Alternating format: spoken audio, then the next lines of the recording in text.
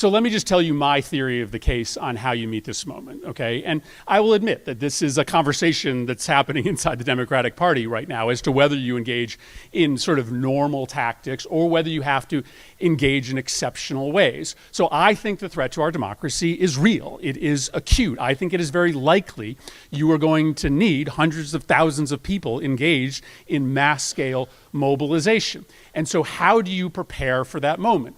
Well, if we internally are meeting this moment with normal tactics, if we aren't willing to engage in risky behavior, right? And it would have been risky for the entire Democratic Party, for instance, to boycott the State of the Union speech. It would have been risky for us to say no to that continuing resolution and have had the government shut down for a period of time. But, how do you ask ordinary citizens when the time comes to take risks? How do you ask the institutions of higher education who are under assault, or the legal profession, or journalists to do risky things, to compromise their businesses in order to stand up to the corruption, unless internally you are willing to show that you are risk tolerant as well? And so I'm not somebody that believes that there's no connection between what happens inside the Beltway and what is happening out in the public. And so I can only speak for myself in this moment, but I'm going to continue to argue that we should speak strongly, that we should take risks, that we should engage in exceptional